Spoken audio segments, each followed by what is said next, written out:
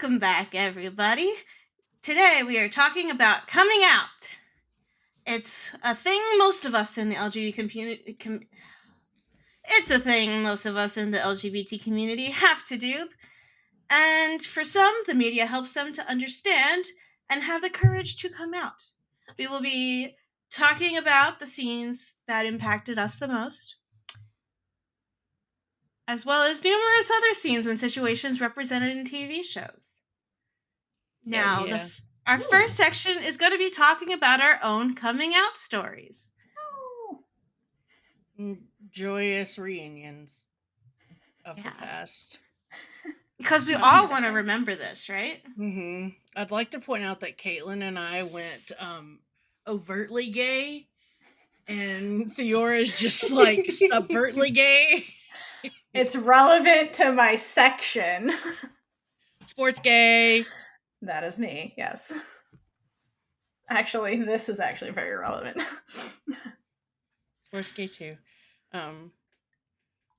So anyway, Brie, would you like to be the first one to tap into your previous trauma? No, but sure. Wow, way to traumatize Brie first, Caitlyn. Okay, but I did bring the murder book before, so I think we're... That's true. Brie has traumatized Caitlyn. Now this is Caitlyn. Caitlyn learned about vengeance. She's enacted. Caitlyn's vengeance. Caitlyn's vengeance. All right, Brie, tell us about your trauma. So back in the day, before most of you guys were born. Yep. Just kidding. Probably. Actually, no. Caitlyn. It was. No, it was!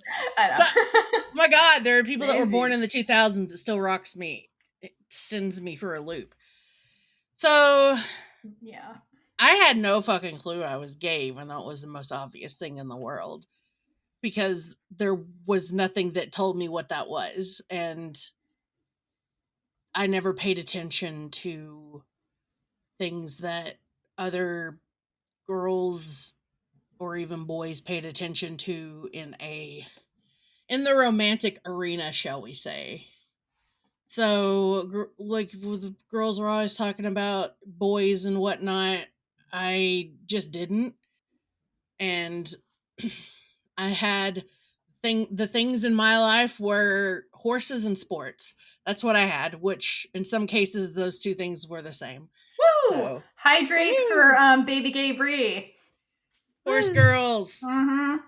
Can we insert a picture of baby gay Brie? Sure, if you want. You just have to decide if you want the one of me on the horse or the one of me with my dad at basketball. All of the above. Or the one of me at softball. Softball will come later. Softball will come later. Send them all to Caitlyn. Okay. So went through... I'm going to fast forward to 5th grade because that's when I became fascinated with my 5th grade teacher, Miss Hall, who was a hottie, which I didn't know I was obsessed with her. I didn't know why I was super glad that she was divorced. I just knew that I was super glad she was single. That is my favorite part. I love it so much. It's so relatable. I love it so much. I was so psyched that she didn't have a husband. Never thought to question why. Just was. I love it. But she was the youngest teacher that we had. And I think that was also part of it because she was, even though she wasn't anywhere near an age to me, she wasn't obviously a parent type, like in my mind, an older person. Yeah.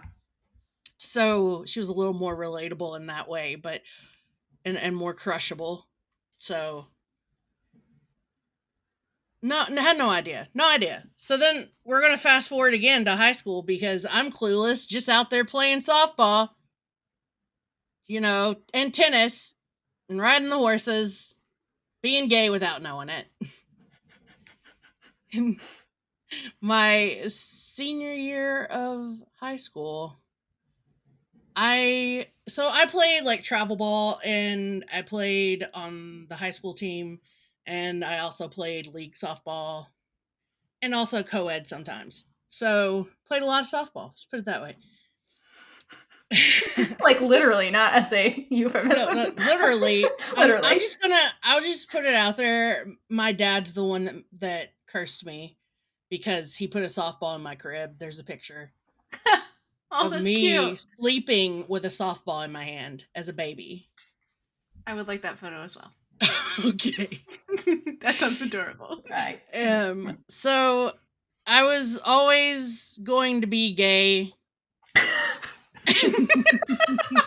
You were blessed by lesbian Jesus at the time. I was of blessed that by cribbing. lesbian Jesus in the womb. Thank you, lesbian Jesus. No, but my dad was like my best friend growing up.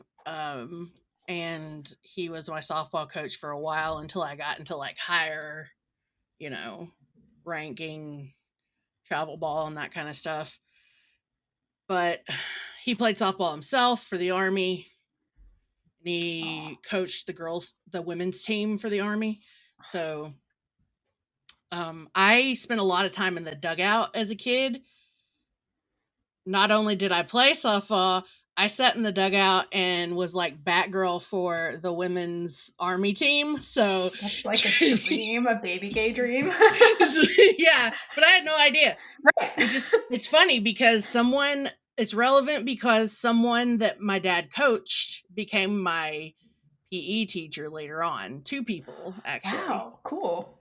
So 2 people became my softball coach in high school, and in my senior year, I always wondered why my friend Natalie never got picked for the softball team because she was better than some of the girls that got on the team. I'm like, what the hell is this about? And I'm like, well, maybe they just have a problem with her attitude or something because she did kind of have a chip on her shoulder sometimes about things. And then I found out why later on. But I started getting really close to the new girl that came to the team. You know where this is going. Oh, yes. We became best friends. Oh, yes. Every baby gay at some point or another will probably fall in love with their best friend. Oh, yes. So let me tell you, she was hot as hell. And she was the new pitcher who could throw a freaking 75-mile-an-hour fastball, which in high school is like, impressive. Damn. Yeah, and she wasn't even tall, so she didn't have like that leverage. She's shorter than me, but girl had a freaking guns on her. Yeah, and so we got really close. We would ride to practice together, hang out after after practice, after school. She was younger than me. This is a trend. Anyway, things got to the point where I was like, well, this is interesting. Like, why am I like so into like being around her? And I was like, no, can't be gay. And then because it's like back in the day, you were just like, it was when we were growing up and when I was growing up, it was starting to be a thing where it was a little more visible in media and whatnot, but it wasn't really at the time. Yep. It was still so heavily stigmatized that it was, not something you would see very often. Flashback to when my mom made me stop watching the Ellen Show. Which, yeah, we will talk the about original later. Where she came out. Yeah. I was just thinking about it. I was like, wait, Brie would probably remember that. Brie remembers it. Trauma. Thanks, Caitlyn. No, my mom made me stop watching Ellen's sitcom because of her coming out. So then we would just hang out and I would like rub down her arm, stuff like that. Things that catchers do for pitchers. You know what I mean? Boom. But she would say things like, it's okay, because she would take off her shirt. She's like, it's okay because you're not gay. And that started me on that like thought process. Am I? Wait a minute. Hold on. And then like I remember one night I was staying the night at her house and we were just sleeping. We were in the same bed, obviously. And I just remember thinking, I would really like to like reach out and hold her. And I'm like, oh shit, that's kind of gay. So in my brain, I'm like, nah, it's nothing. Whatever. So I pushed that to the back of my head. Yeah. Then graduated high school. We went our separate ways. And I started hanging out with a whole new, like, some people from my high school, some people that were older than me. And before I went to college, it was just funny because there's no reason for like why did this give me the realization? I don't understand. I was watching TV and there was an all-girl group on that I was really into at the time. And I'm just sitting there watching them sing and dance, and I'm just like, her thighs are really attractive. Then I was like, wait a minute. I am gay. I'm like, okay. And then Do you know what group it was? Dream. Oh, I remember that. Yeah. Yeah. It was the blonde one. Yep. Because I had short hair, blonde one. I think she had short hair. Anyway. So then after I realized, I was like, okay, well, I was just happy to actually probably accept. Because I knew it subconsciously and a little bit consciously, but I was just happy to accept it. And then I told a couple of friends, and they were super cool. And then I went to college. University for those outside the US, I guess. Went to university, and the girl I was rooming with was from my high school.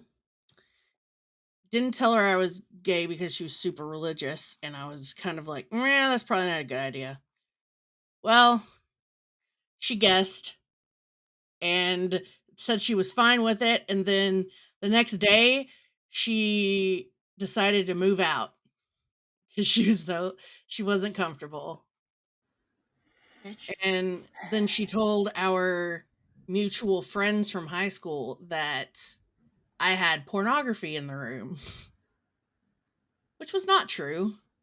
I literally had, so at the time I was obsessed with Buffy and Amber Benson in particular as Tara, and she happened to be on the cover of I think it was FHM, which is not at all, it's a guy's magazine, you know? So she was wearing more clothes than one would in a bikini, and that was apparently the pornography. But I don't know. Where is this girl? Let me add her. I think she's still in the same place, like where we went to high school. But not surprised. I had that in make a pit stop during Walmart.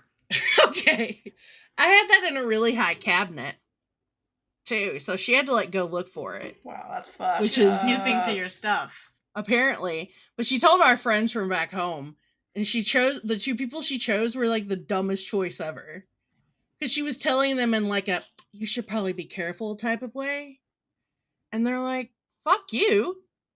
First of all, we know, and secondly, that's terrible of you. So my friends, I did have some awesome friends, and I'm like, why would you pick the girl that was a rockabilly and wore bowling shirts and talked about freaking rockabilly music? I don't know. You pick the alternative girl to tell, to try to tattle about gayness on. You're like, that's dumb. That is dumb. It's just a dumb move. Anyway, moving on. They tried to, then she and her best friend, got me in a room and said they wanted to save me. Oh, for fuck's sake. And that well, no. What it was is they were like, we're going to go get ice cream. And I'm like, okay, I'll go. Because we were still trying to be friends or whatever. Right. And this so keeps getting worse. I'm about to leave, and her best friend steps in front of me and is like, no, you stay behind. I want to talk to you about something. And I'm like, oh Jesus, what now?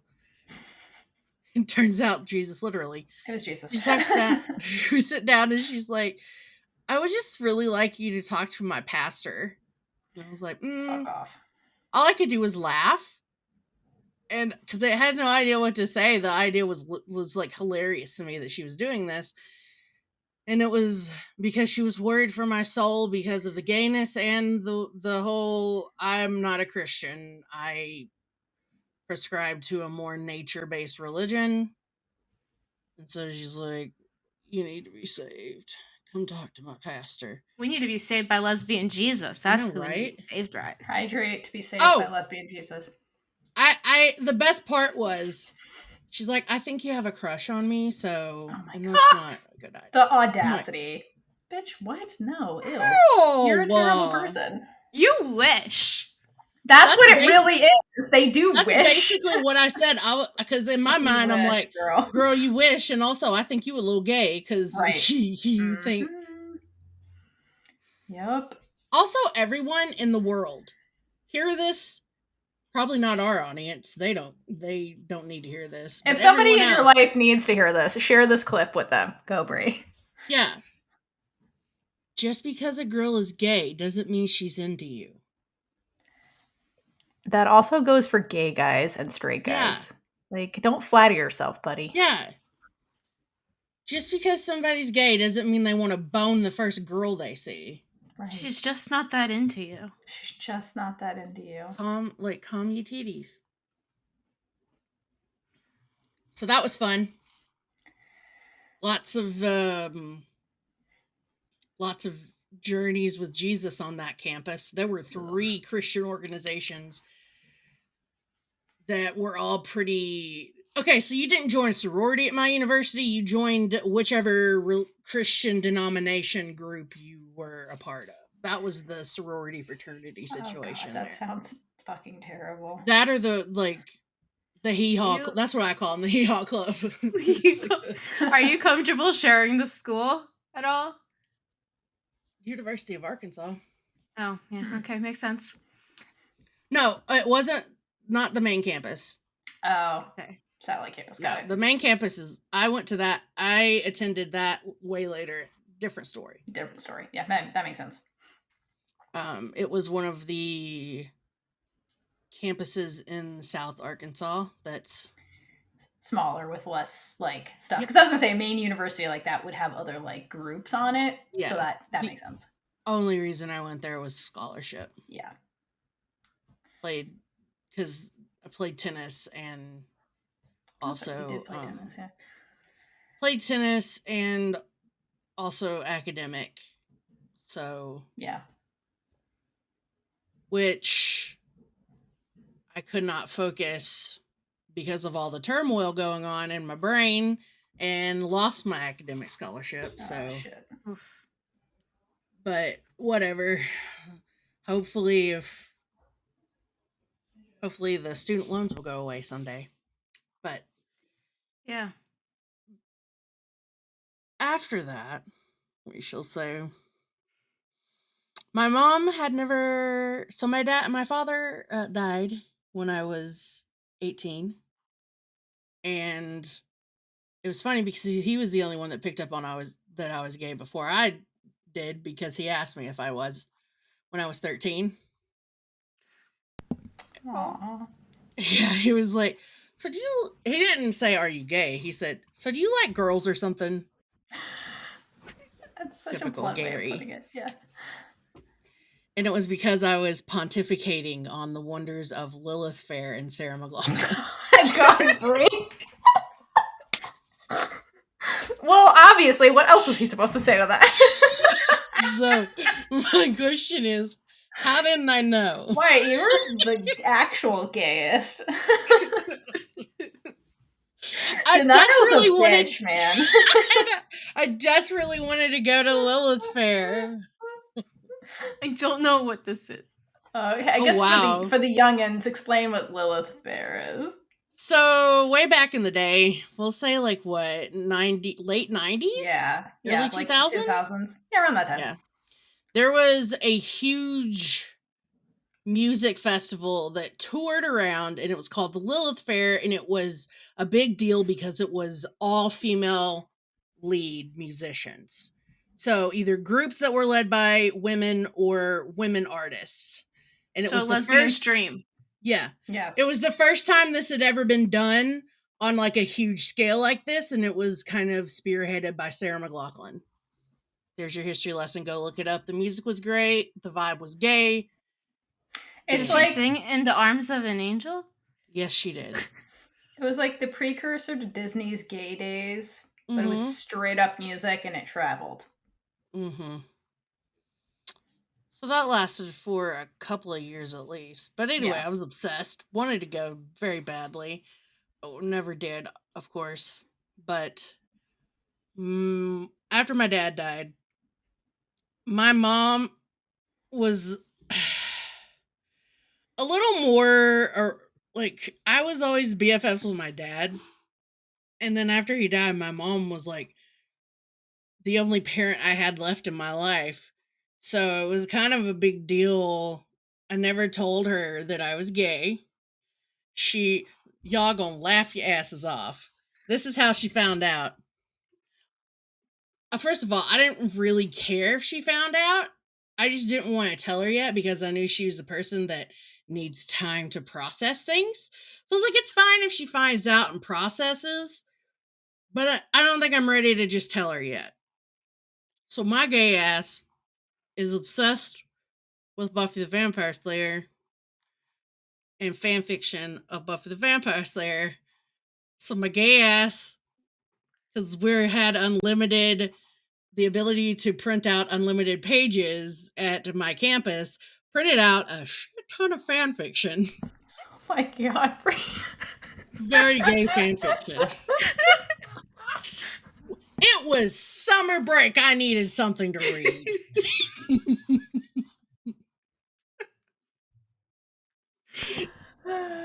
Where did your homegirl put / hide the fanfiction? On In the kitchen her table? dresser. I thought you were saying like your mom's desk or something. No, in my dresser. At least you were actually hiding it. Okay. At the time, didn't have any clothes in it, so it was just the fanfiction sitting there. That's the most suspicious thing I've ever heard. There's a whole dresser just for Fanfiction. Just fanfiction, just piles of it. This is before AO3 existed, guys. Yeah, this was back when you had to have an actual. This was back in the days of like LiveJournal, and when you had to have an actual forum. So Right. it was like the websites that, like the one back in the day, the big one was the Kitten, the Witches, and the Bad Wardrobe for Buffy. And Brie was archiving them in her dresser. Yeah, starting AO3 at home. I killed some mother flipping trees that summer. I had so many because a lot of them were super long. Like, how thick was this pack of? I mean, there were like at least at that time 3 stacks of about this thick. Like a textbook. Yeah, it was That's 3 impressive. textbooks. Oh my gosh, I love it. That's so more than I thought, even. Which, by the way, one of those books got published, or That's one awesome. of those fanfictions got published as a book. So it's a really good read. You still have them? No. I don't know. I felt like maybe you would keep those. I mean, my problem is I've moved too many times. Yeah, I understand that one. I'm sure you do. You move more than me. Anyway, so she found the fanfiction. But why? Why did she find it? Because she opened the drawer? But why did she open the drawer? I don't know, because she wanted to put something in there? Yeah. If it's your dresser, I just don't understand why she went into it. Because she did my laundry. Oh, okay, well then, alright. You have to understand. That's your trade-off for her doing your laundry. No, you have to understand. My mother is a very... she gets very frustrated easily if you're not doing things the way that she would. And with part of my whole like ADHD brain is that I'm a little bit clumsy, right? Mm-hmm. And so I don't pay enough attention. So I would like mess up the laundry or mess up the dishes when I was washing them, and she could not stand it. She has that anxiety disorder with a little bit of OCD. She could not deal with it. So she would do everything and I would let her because it was better than her getting upset. Right. So I spent a lot of my life kind of afraid to trigger my mother in that way. That makes sense. Which is also a reason I didn't want to tell her straight out. So, yeah, she found the fan fiction and didn't say a damn word. Didn't say a word to me. Not a word. What she did do, you ever heard of the band Tattoo? Of course. The two Russian girl, there was this band that this man in Russia kind of came up with, and you got two girls. Oh, wait, hold on. For the podcast listeners, I shook my head no. I just realized it has to be odd. Yeah, continue. Right. So, I'm sure everyone's heard the song, their most popular song. They just don't know it's Tattoo if they didn't know it, but it's All the Things She Said. So, like, all the things she said, running through my head. Yeah. This was our representation when we were younger. You have to understand. Exactly. Bye, Caitlyn. Caitlyn doesn't relate. She's leaving. Bye, Caitlyn. It's kind of very good timing today. This was our representation, like Theora said. Back in the early 2000s, we had like Tattoo, which was fake gays because they weren't really gay. Yeah, they were just kind of pretending to be the gays together to make money and to make money for Russian dude. So and to get famous. Anyway, I had their album, and my mother got it. In the album sleeve, there are pictures of them like being really close and obviously not just friendly. No explicit like kissing or anything, but it was obvious combined with the fan fiction. And so I came home one day and my mother had drawn mustaches and like made them into men. And I was like, what the fuck? Because at first I was like, my sister? Did my sister do that? So I asked her and she's like, you only have the one sister, right? Yeah. Okay, then I can see that happening. I was like, what the hell? Did you do that? She's like, I don't know what the hell you're talking about. Because it didn't seem like a thing my sister would do at all. Right. It's not like she wouldn't give a shit about, like, she wouldn't touch my stuff. My sister and I are very odd. We've never had a fight. That's awesome. In our lives. That's amazing, though. I love that. I can't wait to meet her. Yeah, you will. Look. Well, the only other person in this house is my mother, so it was my mother that did it. And I was like, well, I guess we're not going to talk about it. And I just let it slide. Didn't talk about it. It's such a white people story. Probably 10 years later, my mom asked my sister about oh my gosh, me being gay. 10 years. White people. By the way, I came up to my sister at one point and I was like, this probably isn't necessary, but I'm just going to say it. And she said, duh. What do you Whatever. Want so I was like, I just wanted to make sure that we were like crystal clear here. Anyway, my mom asked my sister about me being gay and she's like, it's not a big deal, whatever, kind of my sister kind of person. She's not a big, let's talk about this for a long time type of person. And neither is my mother. So the conversation was very short and nothing was resolved. And then my mother called me on the phone one day and she's basically gets into it and says, are you ever going to be straight? Or do you think that'll ever change? That's what she said. And I said, no. And she was like, okay. And she was not cool. Like, not cool. Like, at the time, she's just not cool with it. And now, my mother gets in fights with people on Facebook for she just like my cousin. Yeah, my cousin sent some slightly homophobic stuff to me back in the 2016 election cycle. And she posted it like publicly on my Facebook And my mom went in there and was like, don't you ever do that to my daughter. It was like, because that's our family. Like, that's her niece that she just basically told off. Yeah, we don't talk about stuff, but if you say some bad shit about, if you attack me in any way for my gayness with homophobia, she's not gonna let you. Like, just,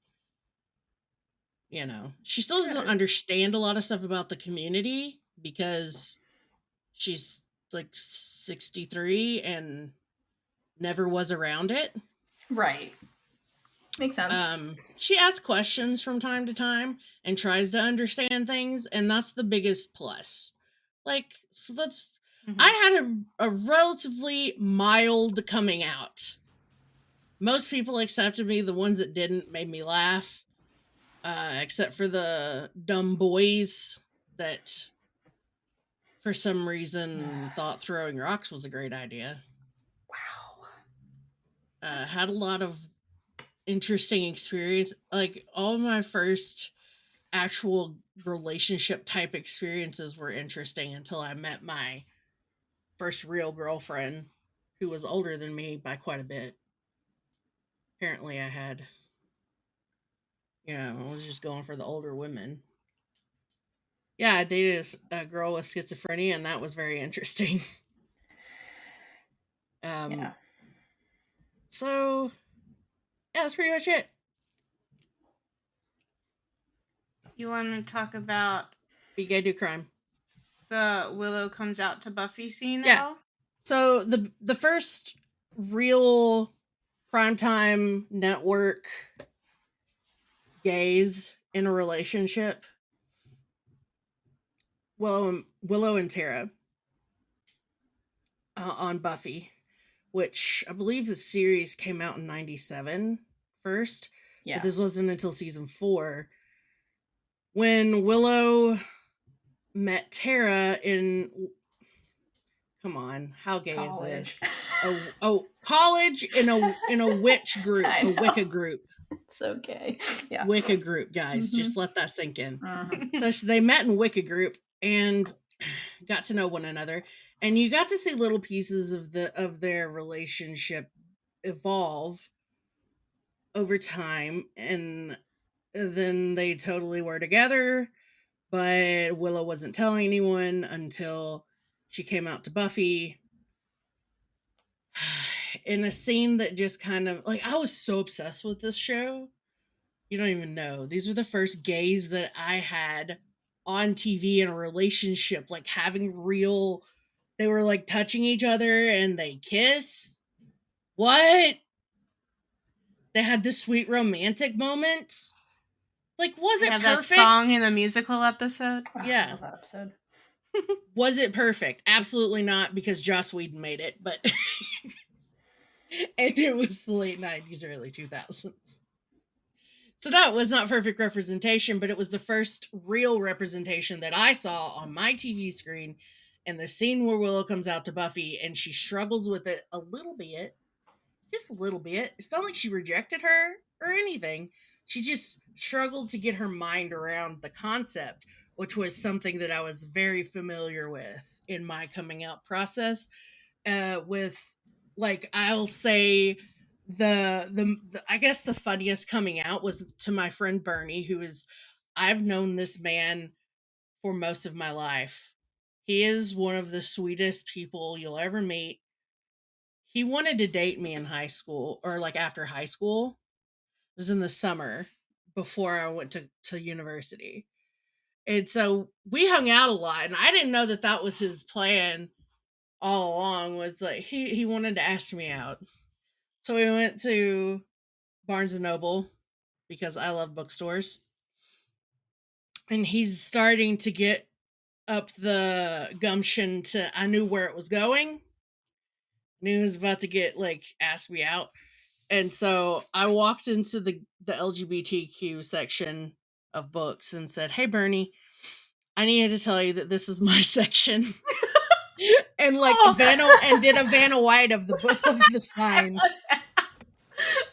Aww. Adorable. And he had no idea what I was. He was like, "What? What do you mean?" Like, And then it dawned on him, and he was like, "Oh."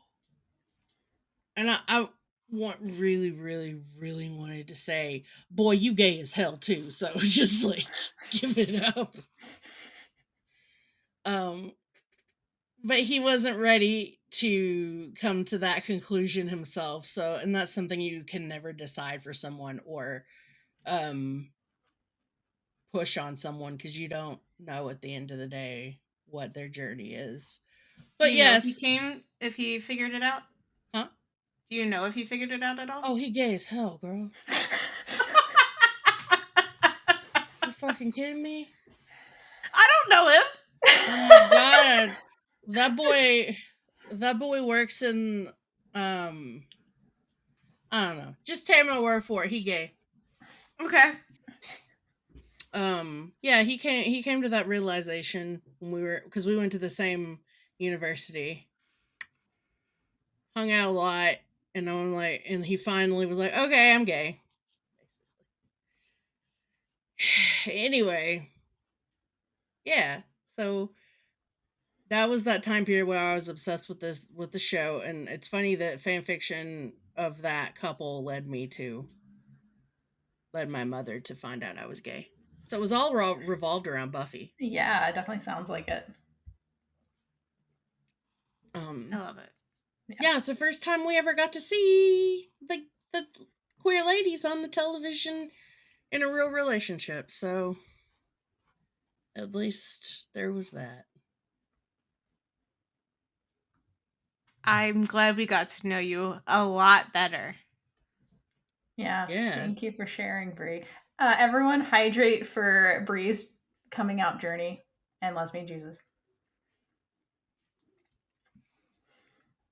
But I'm curious now. We get bits and pieces.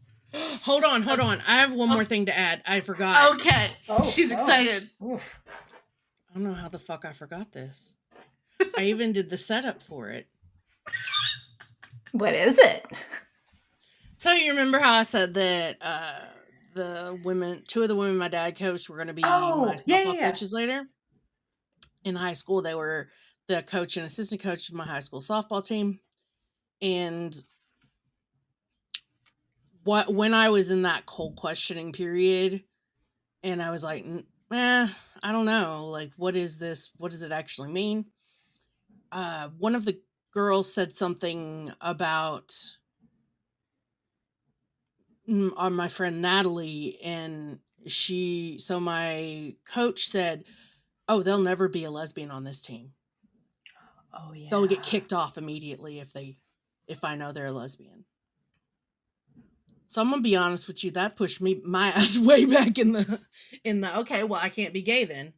Softball was like sports were my life. Can't be gay. Can't play sports if I'm gay. Right. Spoiler alert, every single person was gay. Actually, I was the only me and my best friend, who, by the way, the one that I was totally in love with, came out as bisexual later. Yeah, we were the only queers on the team. That's wild. Yeah.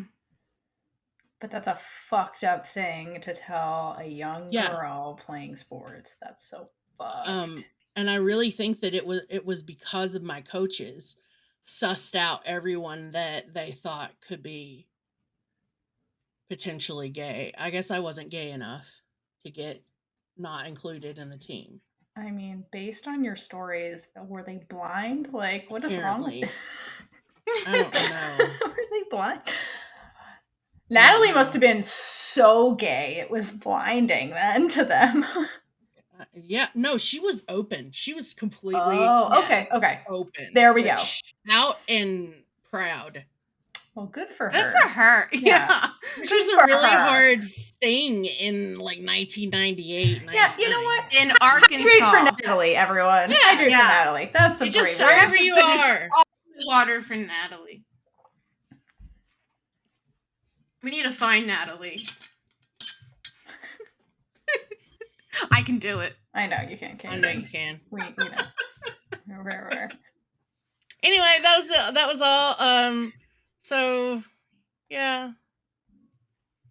Reason I got that stuck with me forever. It's still, like, it doesn't sound like something that's super traumatizing, but it's still, like, when you're, like, 16, 17, that shit gets you, man. No, Even that when you don't realize it does. Yeah. That is totally awful. Yeah. And I also am like, God damn, we should have sued her ass. Or the school. Anyway, moving on. I'm sorry, Caitlyn, what were you saying? I was saying that we now know you a whole hell of a lot better. Yeah. And we've been getting to know Theora a little more. But I, and our entire audience plus Brie, wants to know more about Theora and her journey to where she is now. Caitlyn, you sound Journey like into an the NPR game. announcer. She does. And we want to know. Or like somebody in meditation who's like, and now, your feature presentation. Fiora and her journey into This the game. is my freaking first time You're doing great. reading the episode, and I'm working on it, and I don't know segues. We've learned this very early on. NPR announcer is a compliment. Yeah, IMO. exactly. That's great. It's soothing. Wait All for right. it. Also, people say that Theora has an NPR voice. They can say whatever Theora's they just want. so freaking well spoken that I'm just like, I'll let her talk. She's got it. I have lots of practice professionally. Okay, so my journey is kind of similar to Bree's. So I was also Okay, so I guess we'll start from the beginning of things you look back in hindsight and you're just like, wow, that was the gayest. What was I doing? All right. So I had a similar relationship with sports. I will get to why I'm wearing this t-shirt, my high school lacrosse team t-shirt, at the end. But let's start from the beginning. So my parents set me up for failure. Or success. Or success, however you want to look at it. I will get more into why this was when we talk about A League of Their Own. But I was brought home from the hospital in a New York Mets jersey. So my first word was ball. I learned how to play baseball from the minute I could stand. So my parents are really to blame here. Hey guys, if you're listening, it's all your fault. Love you. So yeah, sports was my entire life. So, and my coming out has to do a lot with sports. But before we get to the sports piece, a little bit about my family. So I am the oldest child. I have lots of complexes that come with that are kind of culturally based. My family is Italian American, like very keeps the old country alive. We do lots of saints days. Raised as a Catholic. I grew up in New York. That's where we immigrated to. Literally my entire family that is in Italy lives there. And so I always was around my huge, big family. And so with being I was the first grandchild for both families, my mother's side and my father's side. And being the first comes with a lot of expectations and cultural stuff that comes with that. And so I felt that like my entire life. So there was expectations for me to get married, have kids, marry an Italian guy, keep that that's a whole separate thing of that mindset, but that was the expectation. Go all the way through catechism school, get confirmed, be a good Christian, all that stuff. That was the expectation that was kind of set on me. And, I never thought anything of it. And, growing up, like in New York with my whole family, I remember at one point, I don't remember what was happening, but the subject of like, where are you going to be when you grow up kind of thing. I was playing with my cousin Mike. And like him and I were like, me and three of my cousins, or two of my cousins, are like born around the exact same time. Like they're both September babies, end of September. I'm beginning of October. So our birthdays are around the same time. Mike's a year ahead of me. And I remember that came up and I was like, oh, I'll just live with Mike because like we get along so well and it'll be super fun. And like they were laughing and they're like, haha, no, you're going to want a different boy. Like, that's not going to happen. And I was like, I don't understand what the fuck you're talking about. Like, we're friends. Like I understood like male and female friendships as a kid, but like I was always like, that's a weird comment those adults said to me. But yeah, okay. When I was 8 years old, my father got a job in Florida. And so me, my parents, my brother moved away from my entire family and moved to Florida. And that came with its own set of fucked up shit. The company my dad was moved for was a shell corporation, which we didn't know. So Florida has no taxes. So they moved the business there. The minute we got there, bankrupted the whole thing and left for France. So we had a new house, a mortgage, we're in debt, and there's no job. And we have no family and support system. So my childhood was very, very weird. But my dad is one of my like people that I admire. He has his flaws like any human being, but he never gave up and he was always my role model. And the thing that we bonded over the most was sports. So like sports was like all I had. Like when I moved, we literally had nothing. And my dad did everything he could to keep me in sports. And I owe him forever for that. And so away from my family, like the grandmothers and like all these people who had this like the cultural trauma that they were trying to like shove on me was kind of gone. And that was a good thing because it allowed me to kind of become my own person. But now I'm in the South and I lived in a fairly nice town in the South, but across the highway, like the end of my community, you literally would cross a highway and you're over in literal redneck territory. And I remember growing up, there was a story about a gay kid that was brutally murdered by kids in the redneck kids and hung and all horrible. It was horrible. So that traumatized me when I was like processing me. And when I finally came to accept what I was like, well, I can't tell anybody. They're going to fucking kill me. Like, that's a very real possibility. And for me, I didn't have representation in media. And the reason I'm so passionate about it now is I feel like if I had, not only would like it be normal for just like people that don't go through this to just be like, yeah, okay, whatever. Now people know who Ellen is. Ellen DeGeneres is a household name now. And people are like, oh yeah, whatever. It's Ellen. She's funny. Like they see her as other things besides like she's a lesbian.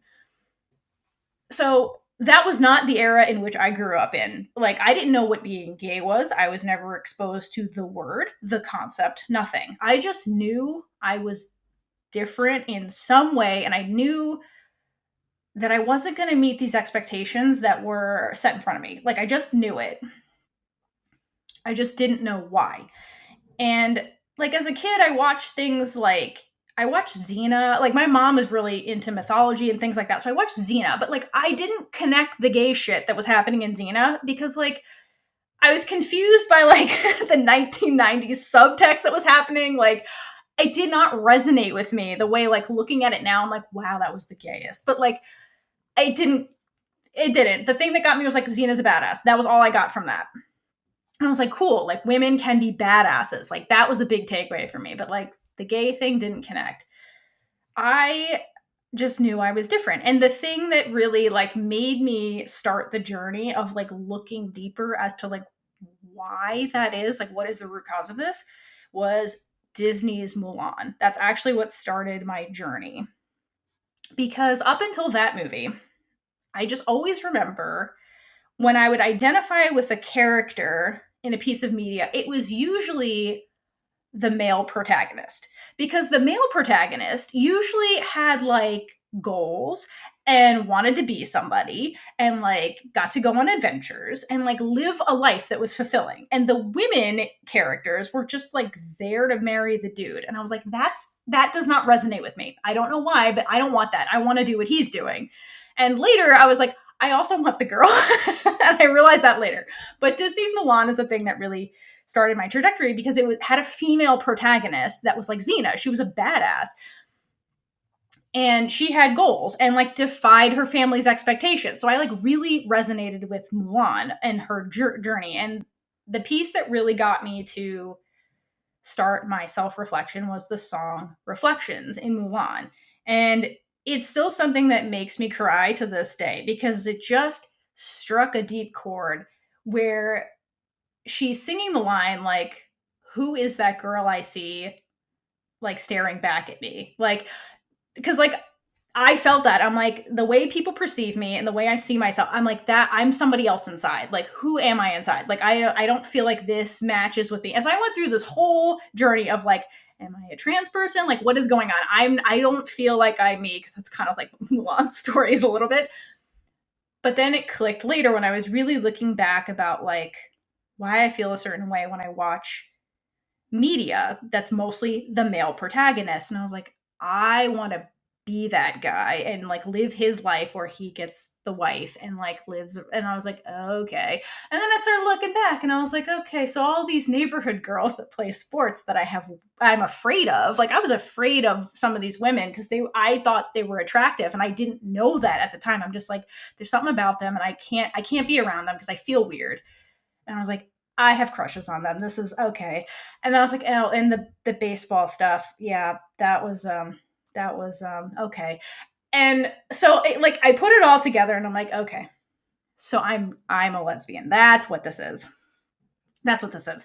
And around the time I was kind of like on this journey, Ellen came out. And that was a huge deal because like finally somebody had the fucking ovaries to do it and put it out there like, hey, gay people exist and they just want normal lives. It's not that big of a deal. But I come from a religious family and I was like, oh, this is fucking terrifying and fuck, like I might lose my family over like all of them.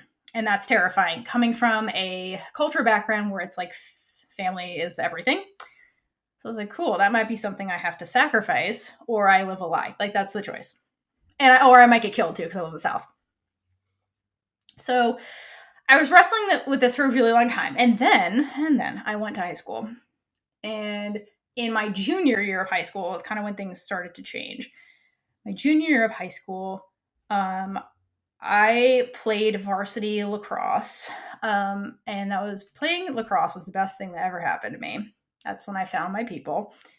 My crazy, it was a weird sport. Nobody knew what the fuck it was. At the time I was playing it, it was a new sport to Florida. So the people who were playing it were a bunch of weirdos.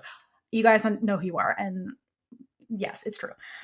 And so it was like we were pioneers. So it was like very fun. The people that were there wanted to be there. It was before it got to be super competitive and crazy and all that stuff, the way soccer was. Like I left soccer to play lacrosse because lacrosse was more fun. The people were more fun.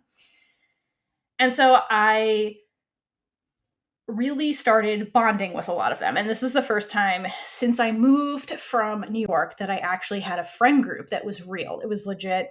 And they really like accepted me and like liked me outside of my abilities for playing sports. So like the longest time, like my friendships were just sports based and it was based on ability. So like my drive was always to be really good so that people would like me for that. But here, like I actually had friends that like didn't really, they liked that part, but they were like, no, you're fun too. So in junior year, that's when people were turning 16 and getting cars. And one of my teammates, and I'm still friends with today, who lives down the street-ish from me, got her own car. And was like, I'll drive you to school. So you don't have to like, I don't know. My mom was driving me and she's like, fuck you, I don't want to drive you anymore. So I was like, cool, yeah, I know. I'm like, oh, baby, it's fine, whatever. And my friend Liza, shout out to you. You're not listening to this podcast, but anyway, she was same situation. She has Italian family, Italian parents. They're from Jersey. We have very similar kind of cultural stuff. Jersey. Yeah, Liza's from Jersey. So we would make fun of each other because we're from different states that hate each other for, I don't know why, because people are dumb. North Jersey? I don't remember where exactly in Jersey. It's important.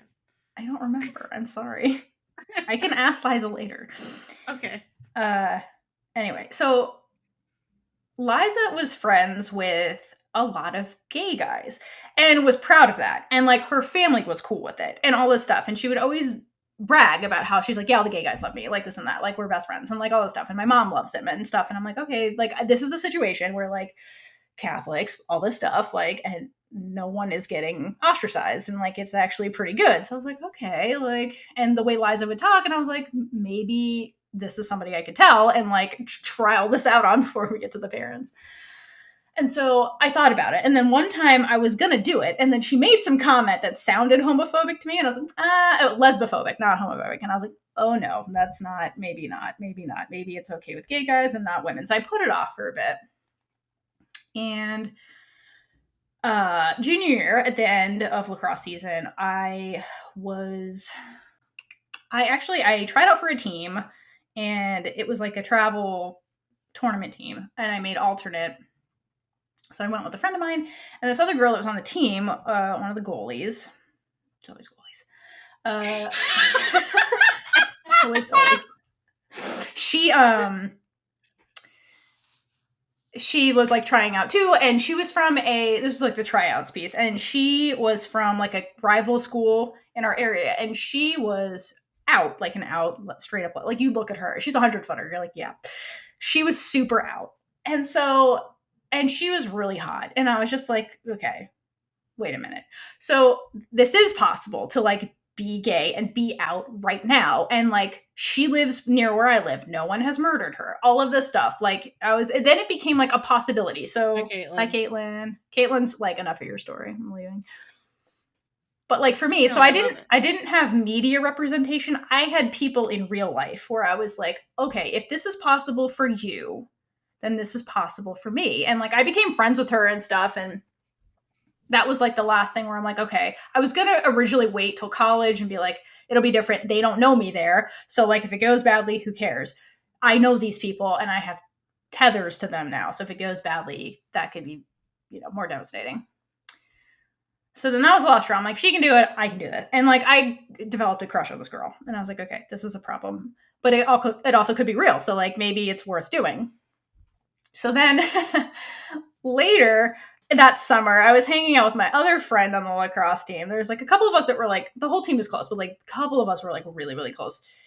And I remember I was driving in the car with her, and something about crushes came up. And I told her, I was like, I like this girl. And she was like, yeah, okay, cool. Yeah. And then I was like, okay, that went really well. And then I was like, I told her, I was like, well, I was going to tell Liza and this and that, but then like I didn't. You're the first person I ever told. And her response was, well, okay, we figured and knew anyway, and we're going to like have an intervention. Oh, no. This is even better. I love them forever for this. Actually, I was with all of them when I told them this. That's right. This is a couple of days ago. And then she's like, yeah, she's like, we were going to actually try to hit on you and see what you'd do. And I told them I wouldn't have done anything because you're my friends, and I'd be horrified. I would never. To this day, Liza will not let me live down the word horrified. She's like, you'd be horrified to date me? What the fuck? Oh my gosh. So, word choice, Theora. Well, like, because, I don't know, for me, like, when you're closeted and you understand that, and I'm sure you relate to this, and when you're in gym class and in locker rooms and it's super awkward, you have to like change with other women. And so you're just like, wow, I'm not into any of you, but you can't think for even a second that I'm into you. So it's very like blinders on, like I'm changing really fast, getting the fuck out of here because I don't want you to feel uncomfortable. So like for me, I understood the separation of female friendships versus romantic interest. Like, and I was very much like, I don't want you to get the wrong idea at all, because then that would be weird. Like your situation where they're like, oh, you like me and you can't like me. And it's like, no. Yeah, my friends were like, fuck you, how dare you? They were insulted that I wasn't into them. So those are my friends. So needless to say, I told them, and then I told their parents, and I was very just out. I was out for my senior year of high school. I was like, fuck it. Like, it's my last year. I'm leaving this town after this. I'm going to be me. I don't care anymore. And that was it. I was out at 16 for my senior year of high school, which was a clusterfuck for different reasons. Wait, hold on. You were a senior at 16? Yes. Because I started schooling in New York, and you start at kindergarten at like 4. Yeah, I was in kindergarten at 4. Damn, I was. Okay, continue. Yeah, I started college at 17. Me too. So yeah, I was 16. Senior year of high school. I never got bullied. Well, not that I know of. Not for that. I never got bullied for that. I never had really a bad reaction from people. But then it was like parents' time.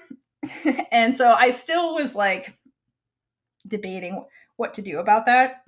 And we were coming up to like senior prom, and I had like a girl date to go with. And I was like, I don't know how I'm going to broach this. And then technology intervened on my behalf, and Caitlyn knows the story because she provoked my memory yesterday. I forgot about this. I'm glad you're telling it. You can thank Caitlyn for this. So the parents. I never told my parents. The way my parents found out is that we had a faulty printer in my house. And this was back and this was back in the day. There were like the first iPhone was being developed at this time. Like it didn't exist yet. That was the next year. So there's no such phone app. No. If you wanted to use social media, you had to use a computer. And the computer printed my MySpace page, which said I was gay. I was out to everybody except my parents. And my mom found it. And came to me and was like, what the hell is this? And I'm like, well, it's mine. And I was terrified. I was like, I don't know. And my mom was basically mad that like I didn't tell her. Aww. She's like, why didn't you tell me? She's like, I knew since you were 8. She's like, yeah, like she was disappointed because like to her that is confirmation of no grandkids, no like the things that she was expecting in her life that I would give her through our social contract and, Italian heritage kind of thing. But she was like, yeah, I figured when you were 8, you were never talked about boys. Like, obviously you're gay. I mean, look at you. So I need to see 8-year-old Theora. I mean, me in senior in high school was super gay. Like I was the gayest dressing. Okay, there needs to be a photo of that too. I'm sure there is. We need all the photos. Dig up the MySpace page. Theora.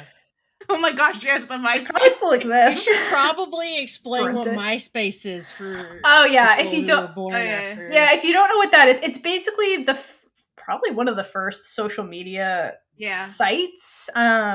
It was like the precursor to Facebook because like I remember Facebook when it was you had to have a college university email address. That's when I first got a Facebook, was when I was like in university, and like my lacrosse friends in college were like, you can get one now, go get one, like you have the email address.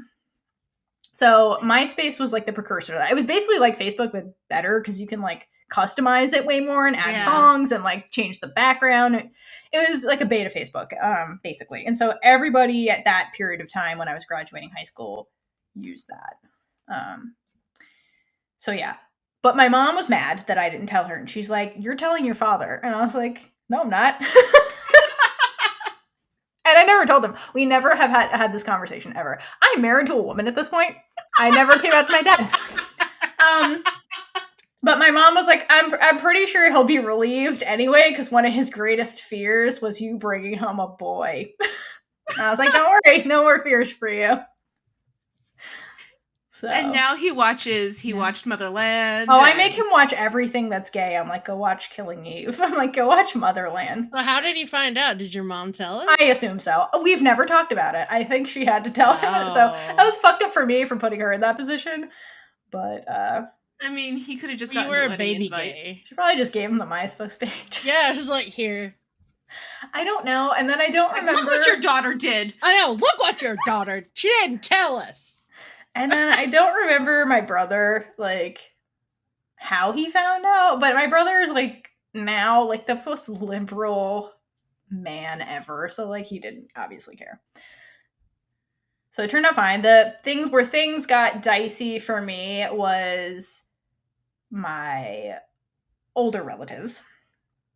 So my mom was like, just don't tell your grandma, don't tell the New York relatives for now. Like, we're fine with it, but like, don't tell them because they're more old fashioned.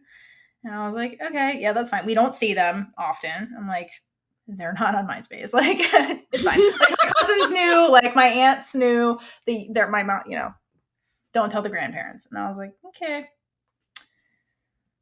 Didn't have to tell one of them because she passed away. But then came time when I was getting married, and I was like, I have to tell them now because it's a little too late. So that was the time. It was like after Obama had been elected, and the only reason I'm bringing this up is because basically my mom was like, my dad voted for Obama, which I never thought he would do, and so maybe he's more open-minded, and he was at that point. So it was like really that went well.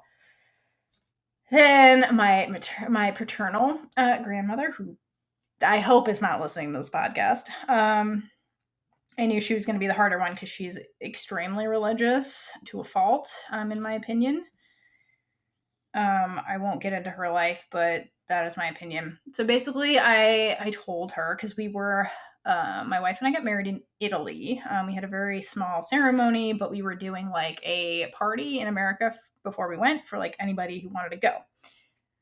So I had to call my grandmother and be like, I'm getting married. And she's like, ooh. And I was like, to a woman. And she's like, oh. And I was like, mm-hmm. So there's the bad reaction. But at this point, I had a decade of experience dealing with this, and was just like, listen, I understand you are religious and may have certain feelings about this. I am inviting you out of courtesy. If you're not comfortable with this, I don't want you there. Like, don't come. I don't want you to come. Think about it. Like, it's up to you. But like, this is what's happening. Like, I'm gay. It's not changing. Deal with that as you will. Like, it is what it is. Kind of didn't hear from her. And then we got a wedding present from her in the mail. And my parents don't know about this, but I recently told my brother, so I forgot it happened. And we got a card in the mail. And our wedding present from her was a donation for a prayer to St. Anthony. Oh, God. Do you know who St. Anthony is? Dear St. Anthony, please come around. Something. So St. Anthony is the patron saint of lost souls. That's what my mom just made me do that whenever I lost something so I could find it in the house. I'm like, all right, whatever. I'll do it. So that was my wedding present for my grandmother. That is awful. Lovely. My wife has never met her. And that was the first interaction they had, was this. I was so wildly offended by this. Yeah. So that was my grandma. And I have issues with religion and this topic. And yeah, I think that was extremely fucked up. And when people say, oh, I'm doing this to save you, like, you're not. You're traumatizing people in the name of righteousness because you think you're right and we're wrong. And it's, keep it basically to yourself. You're hubristic enough to pass on your religious trauma to me. Yeah, and I have a lot of religious trauma from this and grappling with this and deconstructing religion from my life. And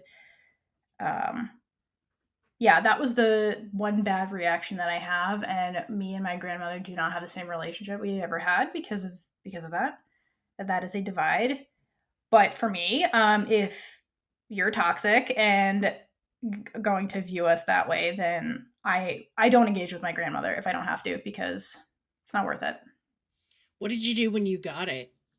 I was pissed.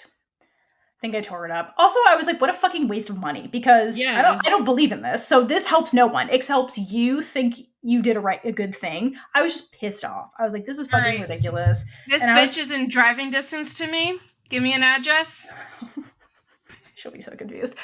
She's almost 90, so I don't think it's not worth it. Who is this screaming young woman that showed up on my doorstep? I'm just gonna send my uncles out. Don't do it. They're Italian. Watch out. But I was embarrassed by it. I was like, this is my wife's introduction to my family. It's this. Like, that is so embarrassing and just wildly offensive. I was like, that you're offending both of us, and like, you don't even know her. That pissed me off so much. I forgot about it until like Julie brought it up, and I was like, I forgot she fucking did that. And my brother's like, did you tell dad? Because that's his mom. And I was like, no, my dad would lose his shit. But yeah, I didn't tell them. What So did if you're listening to Julie the do? podcast, guys, this is a true story. Yeah, I felt bad for What Julie. did Julie do when you? I'm assuming you got it and you told her. I showed it to her. We opened it together, and I was just like, yeah. I was like, that's my grandma for you. And that's the toxic religion. I just can't with it. Keep it to yourself. So No, that was my journey. I don't know. I kind of feel like people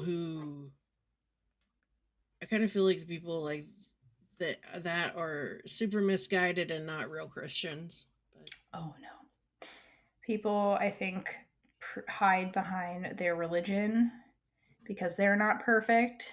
And so in a society that says you have to be perfect, otherwise you're worthless, and you it's your fault if you fail or if you fall behind or if something bad happens to you. We live in a society of just victim blaming. And so people are just incentivized to hide shit. And that's themes we'll talk about later. You're just incentivized to lie and hide so that people have the perception that, oh, you're a good girl, you're perfect. Like, you don't say bad words or like disgrace the Lord and all that stuff. It's all bullshit. We're all playing this game so that everybody thinks we're perfect when it doesn't even exist. It's ridiculous. And so we just traumatize each other. And by like looking down on others, like you elevate in status. And it's just horrible what we do to each other.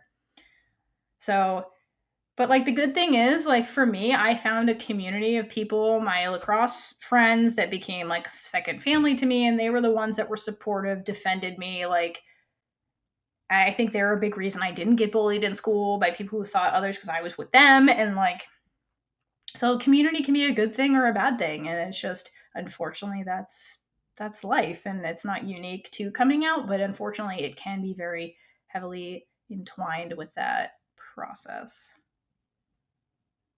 Hydrate for the out gay lacrosse lady. Woo! I finished all my hydration for Natalie. I mean, Natalie deserves For it. Natalie. I really want to tell you what her last name was, but because it's funny. Tell us after. Good. Yeah, you'll tell it. I want to meet Natalie and Liza. Oh, you can probably meet Liza's super cool. Yeah, I would love to meet her. Liza's the best. All my lacrosse friends are the best. I just keep wanting to say Manelli. Yeah. She got that a lot. I'm sure she did. Yeah. I would never say that to her face. Her dad also looks like Eugene Levy, so we used to call him that. Oh, really? He does. He does. He does. It's really funny. He's very sweet. That's really sweet people. Well, I'm glad that you came out and you didn't get murdered. Me too. Yeah. That was scary. I'm sure it was traumatic in all regards, but yeah. And now you're with Julie and you have 2 dogs and you guys are adorable. Thank you. It worked out. But I always wonder, like, what would my journey have been like if I had exposure to this, if this was normalized and I knew it was an option. I feel like not have gone through a lot of the things we went through. Yeah, or like I would have figured this out sooner and I wouldn't have like beat myself up so much. And it just, I mean, the thing is, like, if it's gonna happen, it's gonna happen. Like, you can't stop it. It's just you can delay it. But I'm very happy for people now who have access to like representation that shows, oh, that is an option. Maybe I'm like that person. Like, it helps to see it. Like, it didn't dawn on me until I saw people in real life. And I was like, oh, that makes sense for me, Yeah, it's unfortunate that we didn't have a one day at a time or a... Yeah, seriously. So I'm happy for people that have that now. It's very ironic. I know. Speaking of which, Caitlyn, what was your journey like? Since we just ruined it. Really? Was that your segue, Brie? I'll ride on a segue, but... Oh my god. I don't think she did that on purpose. No. Okay. But well done, Brie. No, I did, but I was playing dumb. Sorry, I had to. Good acting. I love the 2 of you so much. We It's love getting you too. late. This is when I just talk about how much I love Brie and Thee. Well, right. first, how about you tell us about coming out? Well, I didn't think I had that much of a story, and then I thought of things while you guys were talking. But the first story I get told so much by my mother is that in preschool, I believe it was preschool, it was either preschool or kindergarten. But I went to Catholic preschools, Catholic kindergarten, elementary school, all of that. I don't remember anything at all. I failed religion every single year. But that's another story. But there is this guy, and apparently he went to hug me, and I just pushed him and shoved him to the ground. She's like, no! Jesus, Caitlyn. No boys! And then I think that Savage. he also tried to kiss me on the bus. Ew, what the fuck? I don't know, but my mom really thought we were going to end up together. Like, that's all I heard when I was, like, very little was... This was another child, right? Yes. I was picturing a priest. Never mind. No. Like, oh my God, it's a Catholic school, man. You're thinking priest, and I'm like... usually in Catholic school, like, they segregate boys and girls, so I was confused. So sorry. I'm sorry. No, we were never segregated. Okay, sorry. My brain went to, I bet this kid grew up and is now in jail. Oh my God, Brie. Who's got the dark brain here? Actually, I would love to know where he ended up. I should look him up. I was going to say the full name because the full name is... Like, it's all I heard when I was younger, but I don't think I should, actually. So I'm not. Let's not out people as people we know. I have no idea where this kid ended up. But, yeah, so that was my first experience. My mom was always like, God, you almost said the name again. It's like, I think he likes you and all that. And I'm like, ew. Like, no. Just no. And he was basically my best friend. I had only guy friends when okay. So looking back, I had like weird obsessions with girls. Like I really wanted to be their best friend. So I thought. But like I was actually friends with dudes. So the first dude who tried to hug me and I slapped him, basically. We were actually friends. I was like, no, but I'll be your friend. And then my other friend, Dylan, we were very close. And I didn't think of anything. Like, he was just my friend. And of course, like, other people's brains immediately put boys and girls together. Like, they're so young. Why would you even think that? I slept over at his house so much. And I slept in his room, and we didn't understand why we couldn't sleep in the same bed. We were so confused. We were like why can't she just like there's enough room? And his parents were just like, she's not allowed to sleep in your bed. And I'm like, what the hell? So, but I didn't understand, obviously. And I'm just like, he's just my like brother. Right. But there was a girl named Gabrielle who I was obsessed with. And I didn't realize how obsessed I was with her, but I met her in preschool, and then we ended up going to the same school when we had to move schools, and it was just a weird coincidence, and yeah, man, that was the first one.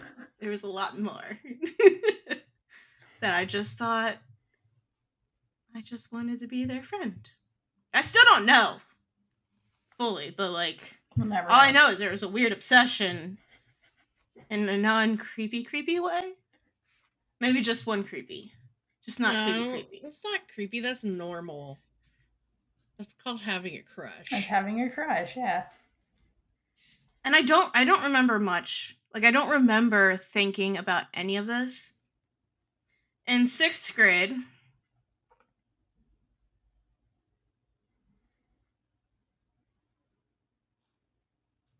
Wait, hold on. Because the way I wrote this... Oh! I didn't put enough space between the words. Okay, but that's later. But in 6th grade, I was on the bus. And these kids kept asking everybody, are you gay? are you gay? And then people would obviously say no. And they're like, oh, so you like girls. I'm like, what the hell? I just said I'm not gay. But they're like, you're gay if you like guys. In general. The kids were confused. Yeah, the kids were confused. And I gotta take my jacket off because this whole episode, It's getting hot in here. I get really angry. Fair. Okay, sorry. I get distracted so easily. Okay. Alright, anyway. Brie loves to interrupt the episode by distracting me. Yes.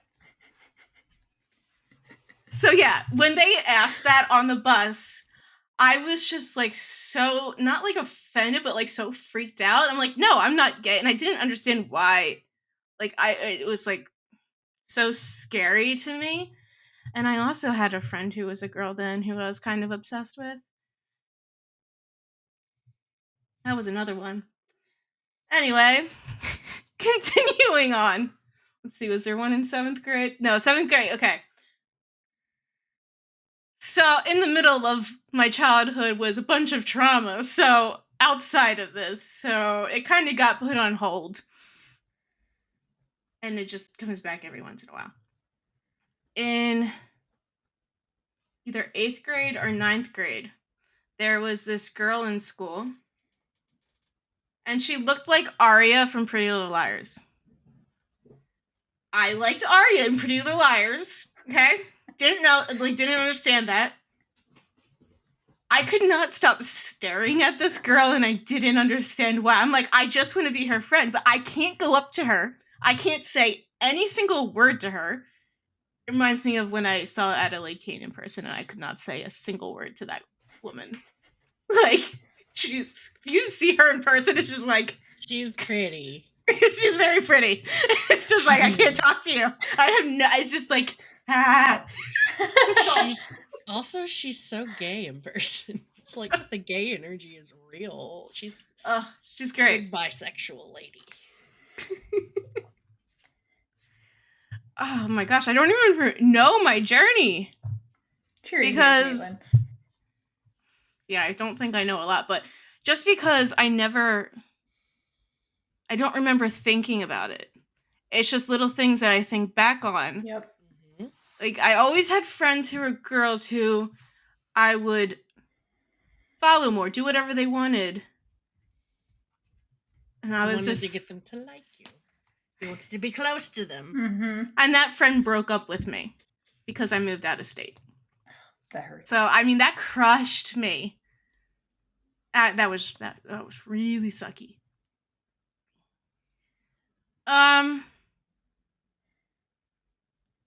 High school, I did a lot of dance and theater growing up. So I was always around gay men, basically. Because those are the people who are more out and... Yeah, in musical theater. Yeah. Yeah. But also, I know I'm jumping around. It's just, I can't... Everything is just so... Tell it your way, girl. Yeah, it's your story, Caitlyn. My family... which I forget about all the time because my brother's part of it, but I forget that I have a brother 7/8 of the time. He's 13 years older than me, so we barely had a relationship. But whenever my brother, cousins, and my one aunt were around, they would always make fun of gay people, like gay men, and my brother would use the F word. The other F word, and like put on an act, and they were always talking derogatorily.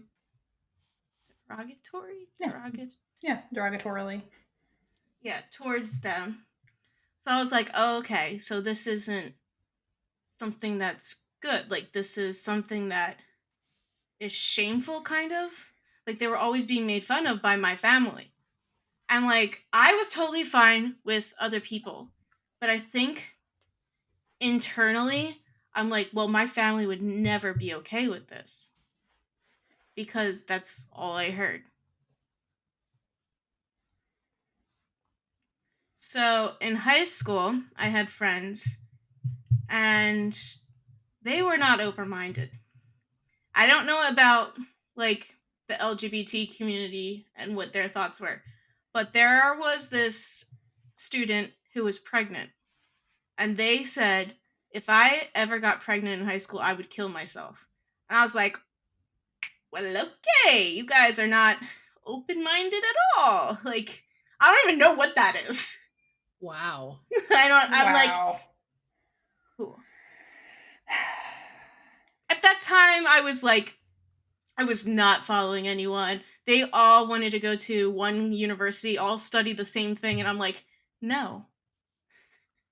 And I've not talked to them since. Let's see. I don't remember thinking about it. I had to have, because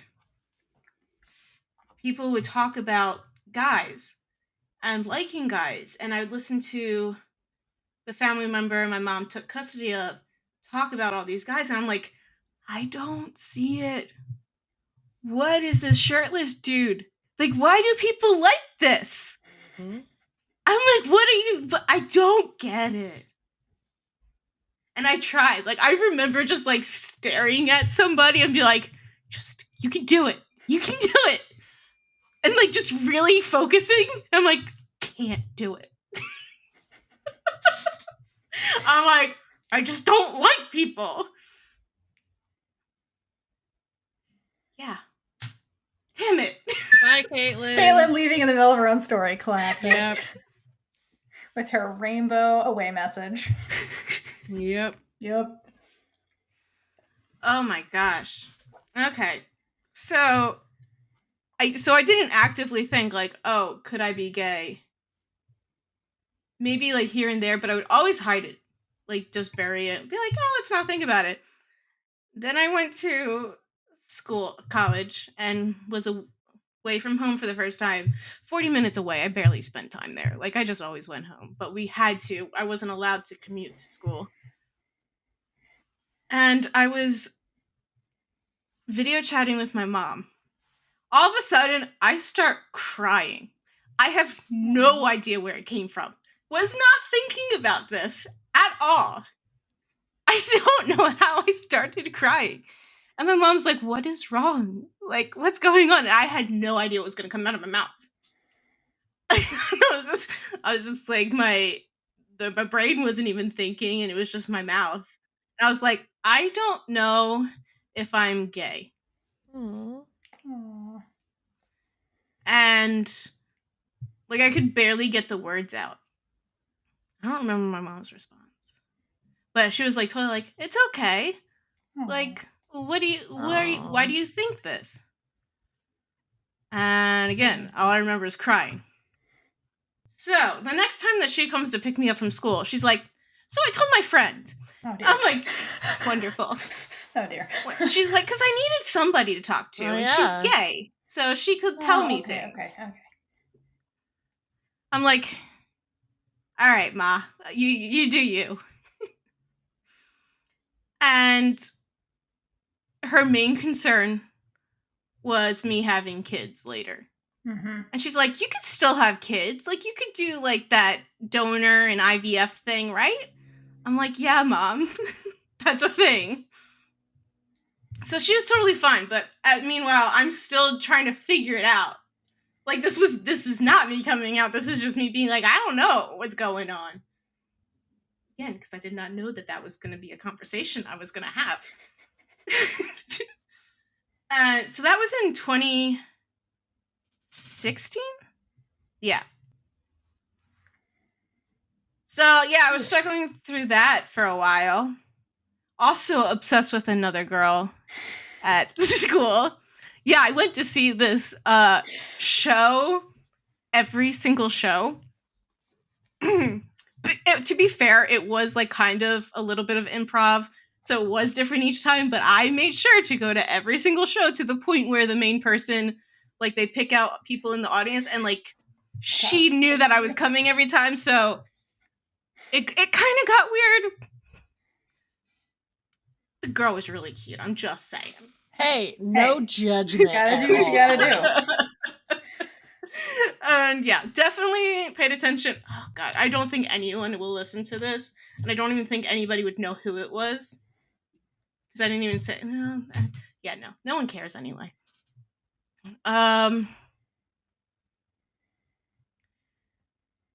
Yeah, so basically, a year goes by of me being tormented with my thoughts. And then I start watching One Day at a Time. And I love that show. I think it's freaking hilarious. I love Rita Moreno. Yeah. We're going to show. talk about her later Ugh. because I was in her presence one time and I was terrified to go up to her because I Wow. was working an event where she was being honored. And my best friend, not my best friend, but she was a friend who we were working together. She was her like personal like escort. Like she took her everywhere, and I'm like, bitch.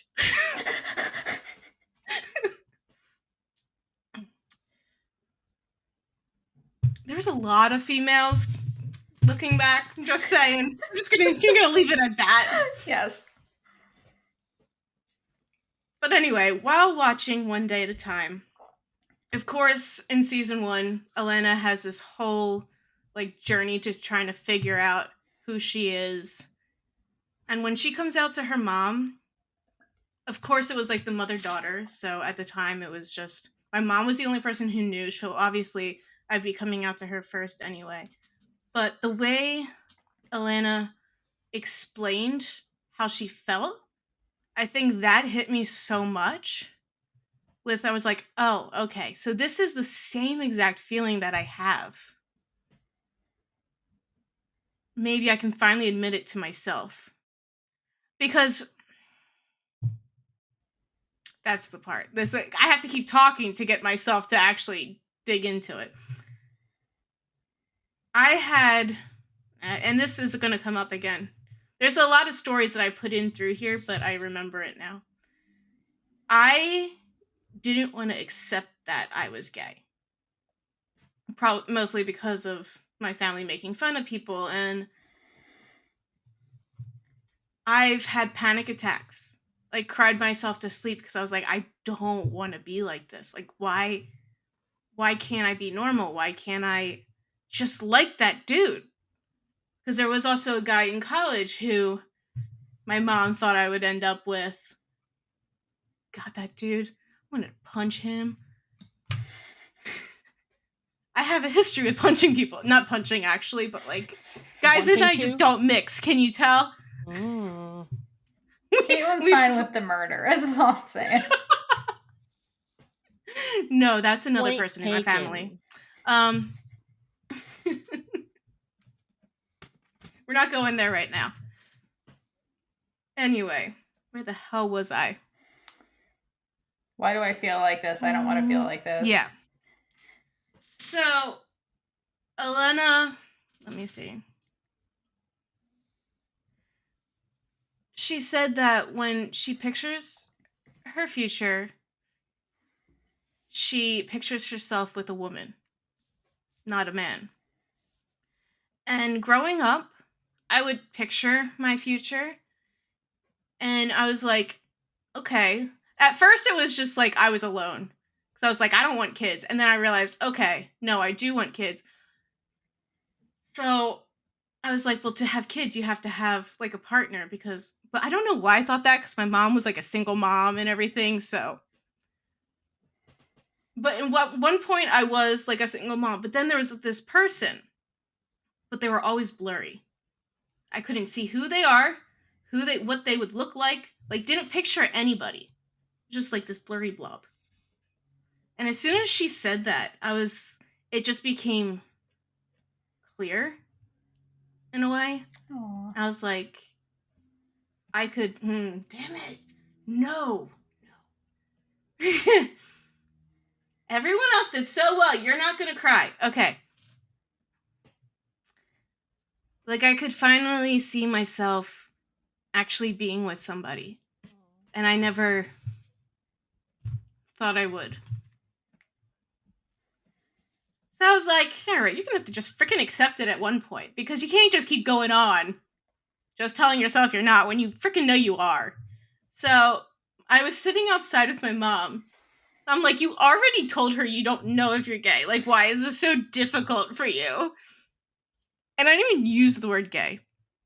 I looked over to my mom and I think I said, I think I am. We were not having this conversation. Somehow she understood what I was saying. Aww. That's sweet. Because I don't remember us actually talking about it. And I'm just like, Mom, I think I know I am. Or something like that. And she understood. And she was happy for me. She was always supportive.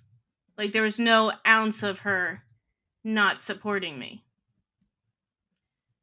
And that day, I texted the family member who I considered a sister at the time.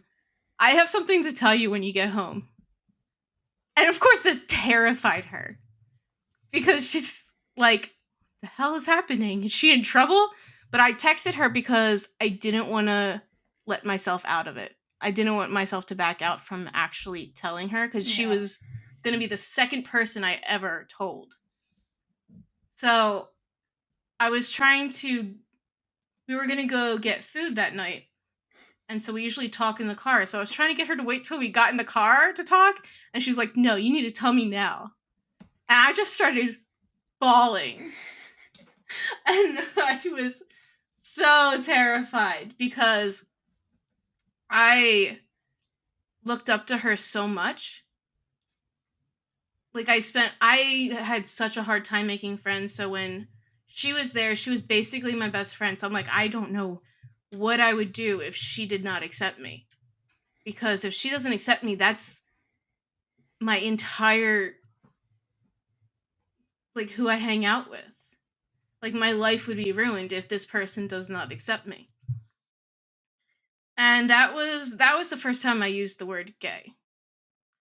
I finally got myself to stop crying enough, and we just, like, sat there in silence until I was able to get out the sentence, 2 words, I'm gay. And I think she was like, my gosh, I thought you were going to tell me, like, you're flunked out of school, like, you got suspended, something. And she's like, yeah, kind of figured. Yep. Everyone knows before or something like you that. do. I know. And honestly, admitting it to yourself is the hardest part. Is. It is. It really, it is. Like, I had such a hard time. Then she told her friend, who was our friend at the time, and her sister. Okay, she told me that later. I'm like, all these people keep blabbermouthing. And I'm like, okay, because that our friend at the time, who's more her friend, but she was like coming over every week and watching Pretty Little Liars. These bitches. So my sister and her friend, we were watching Pretty Little Liars. They decided they wanted to test me. Of course. Okay, so kind of like how your friends were going to try and hit on you. Yep. They were like talking about the relationship between Emily and Allison. Mm-hmm. And they're like, what do you think of that ship?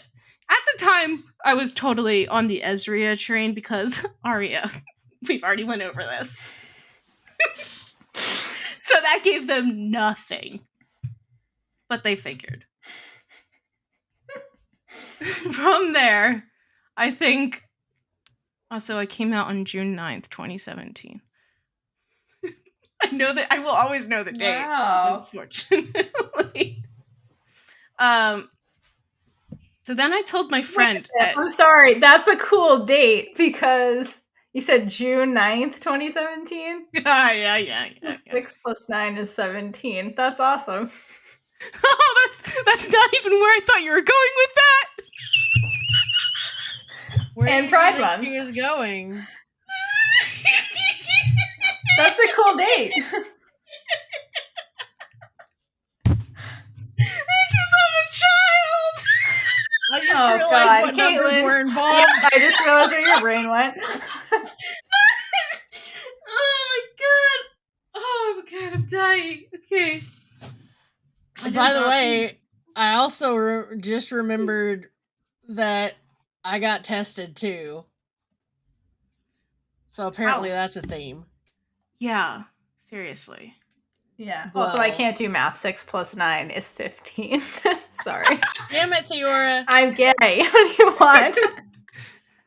Anyway. Also, no, people kept talking about that, and I'm just like, well, I love math. So am I not gay?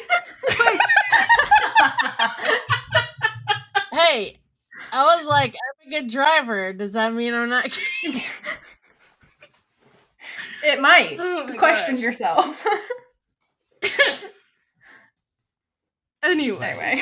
Wait, do you want to say how you were tested? Oh, well, it wasn't by people that ended up being good. It was the homophobic roommate. Ugh. Oh. We were walking to the cafeteria, and she would ask me, do you think she's pretty? Like random girls.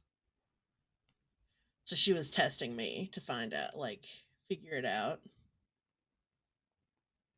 Oh yeah, people would like say, like, do you think she's pretty? Do you think he's cute? I'm just like, I have no idea what to say. Because any answer could be the wrong answer, and I don't know what to do.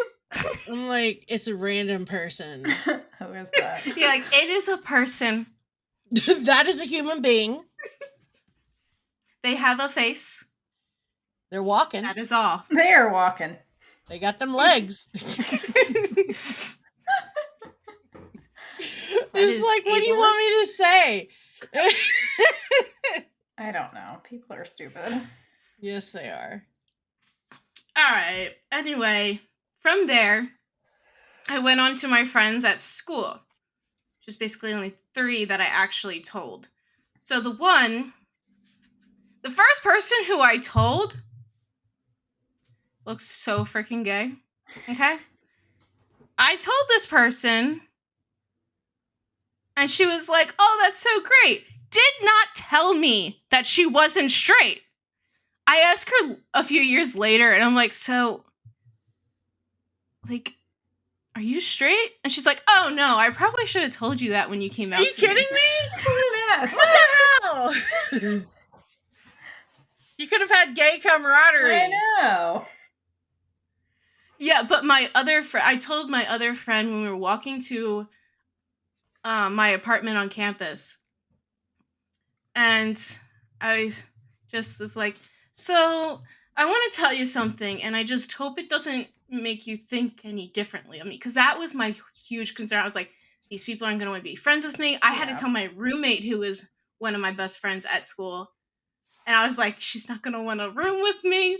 Like, it was so bad. And she's like, that's awesome, man. Why did you think I would think of you differently?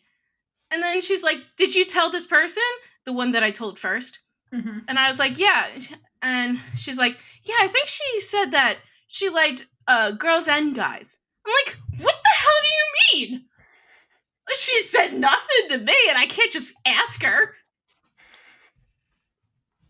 Yeah, I didn't know for years later. I still don't know fully. She just said she wasn't straight. I don't know. Actually, I could probably figure it out. She's on gay Twitter. Oh, that we have a whole Twitter section. The place to be.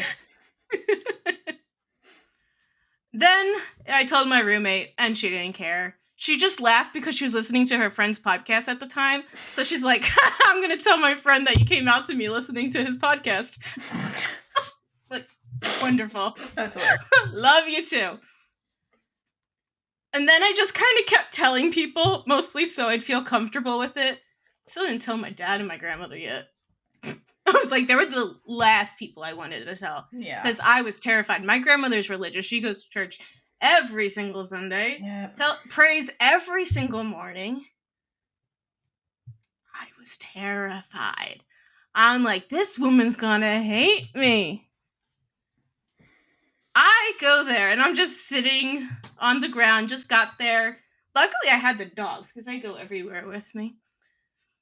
And my dad came up, because we're always together when I first get there. I'm just like, well, may as well just do it now and just see what happens.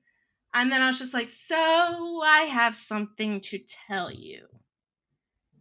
And they're like, okay. I'm like, all right, well, you can't really stall. Just like spit it out. I was like, I'm gay. And my dad's like, well, yeah, I kind of figured. I'm like, what do you mean you figured? Why did you tell me? Right? Why didn't you tell me? And he's like, well, you never talk about guys. I'm like, well, yeah, because they're stupid. Relatable. He's like, yeah, I know. And my grandmother, I don't remember what the exact words that she used. And I just know that she was fine with it, but she said the words, it would be easier if you weren't. Yeah. And those words hit me so hard that I thought she wasn't accepting of it. And it hurt, even though she was like being accepting. I thought, oh, she doesn't like this, but she's putting on a front right now. And I told my mom about what happened, and she later talked to her, and she then explained to me, like, no, I talked to her about it. She just meant, like, she doesn't want you to have to go through the hardships that come with being gay. But she just didn't say the right words. And unfortunately, saying the right words is a huge thing when people come out to you. But it's also not a fair thing fully to put on people because they don't know how they're supposed to react. I don't know. So that was that. And then a whole year later, I was going on a trip around the world. And I was like, all right, well, people around me know. But, like, it's not really official until you make it social media official, right? Like, you have to put it on social media or else... Because, again, now remember, I grew up with social media. I had a MySpace at 8 years old. That's why I know what MySpace is. I think that went out before I even turned the age I could get a MySpace. Anyway. So, June 9, 2018, I was in Brazil. And then I just put it on social media being like, a year ago I came out to friends and family. And now you guys all know. You're welcome. You're welcome. Oh, but back to high school, I did go with a girl to prom. Not for any specific reason. She was just my friend and she really wanted me to go and I did not want to go at all. I was right. It did suck. And I tried to dance with another girl at prom. She's like, I should probably dance with my date. And I'm like, well, fine. And then, so I just kind of like threw her hands off and I was like, it's okay. But then I slipped on my dress and fell. And I was just like, no. Aww. That's so sad. I was like, damn it. Was your prom better, Theora? Oh, no. I didn't want to get into this, but I mean, no. My senior year of high school, I had a devastating knee injury that destroyed my sports career. And so I was on crutches for prom and the date I had bailed. So I went by myself. Yeah, with my friends on crutches. Yeah, it didn't work out. It's fine in hindsight, but I mean, Liza was there, all my friends. We got to have her parents let us have her house, like, to come to as, like, the after prom. So, like, we had a party there afterwards. So it was fine and fun, but, like, it was sad at the time. Like, I was finally gonna, why like... did she ditch you? I mean, she was younger. Like, one of my lacrosse friends, like introduced it. Because I couldn't meet people because I was, like, bedbound for a while because of my knee. I was recovering from surgery. And, yeah, she just chickened out. Because, like, again, like, the time that we were doing this, it wasn't like it is now. So it would have been, we would have been the only, like female couple there. So it's like, I'm like, I get it. I do get it. It's big deal. You're not a senior in high school. So, like, you can't just, like, peace out of this place if things go bad. So it's fine. That's I get scary. it. It sucks, but that's life. It's fine. College was fun. Well, college was interesting. Okay, so I think it's funny you brought up the roommate thing. So I was worried about that too. So my first year in college, I was at a very religious school because I got a scholarship to play lacrosse. They didn't even see me play. They just, by reputation, I got a scholarship to play at the school. And I was like, whatever. I'm doing it. Like, this was always my dream. I'm fucking doing it. Like, I wouldn't give up on the sports thing until it was just like, I physically can't do this anymore. So I was like, this is the first time ever, like, it was roommate situation, like you had Brie, like, where it's not like, hey, we're sharing an apartment. It's like, no, we live in the same room together. There's like 12 girls in one dorm that shares a bathroom, and we all have roommates. But weirdly enough, I got my roommate. So I had to tell her, and I was like, listen, like, I'm gay. I hope that's cool. And she's like, I'm from Canada. That's fine. It was really funny in hindsight because my coach paired like the Canadian and the Floridian, the people who live the furthest apart from each other, and she was super cool because she was Canadian. She's like, fuck, I'm from Canada. Like, Hydrate for Canada. Hydrate for Canada. But she's from Owen Sound, Canada. But what was funny, well, not funny, but fucked up. So I was at literally the school had monks. Like, that's how religious this place was. And I only had nuns. Yeah, this literally was a monastery with a college. So it was very weird. But I can say I partied with a monk before. He is no longer a monk, but that was fun. I'm not kidding. So that was a thing that happened. But so social media, you brought up social media. So yeah, when I was in high school, or when I first started, that's when I got a Facebook, because at the time you had to have a college email address to get a Facebook. That's what Mark Zuckerberg originally designed this thing for people in college to stay in touch when they go to college. So I was like, cool, I finally got a Facebook. And Facebook was different. I don't remember the difference with MySpace, but you got to put like interested in, like relationship status, like interested in. So I was like, I'm putting women, whatever. One of the girls on the team, when I came out, was like, or I didn't come out. I was just like, I'm gay. Like, whatever, it's college. One of the girls commented on that, and she's like, oh, I thought that was a joke. I was like, why would I joke about that? Yeah. Like, no, I'm gay. Why is that a joke? And she's like, oh, no, because like people didn't understand. Like, it wasn't common. I was in the Bible Belt. I was literally in a monastery. And she didn't really know. And like, I never got like any kind of weird stuff about it, but it was just that I was just like, why is that a joke? And she was just like, I don't, never heard it again. So I thought that was funny, like a social media thing where you're like, I'm out, and you're like, not a joke. Super gay. Anywho, sorry, Caitlyn. No, you're fine. I was just, first, you guys kept bringing up sports. I was always like the musical theater kid. But I was just going to bring up the story because I don't know if they watched I think the interview with the discussion we did with Ange. But I was going to bring up my soccer story again. Of how I joined soccer and I had a friend there. That's the whole reason I joined soccer. And I wanted to hold her hand, and we were holding hands while practicing. And my coach yelled at us. And I got so sad because I just wanted to hold her hand. Because I just love people. You do. I do. Caitlyn has big feels. Yeah. If you can't tell. Oh, watch any episode of this podcast. That's why we love you, Caitlyn. Yeah, so I wasn't allowed to hold her hand. And I think that was also a reason. Just like, okay, you're not allowed to hold girls' hands. In summary, it's like, Caitlyn, you can hold hands on your own time. I'm like, this is my own time. Just let me run this drill holding her hand. We're close enough together.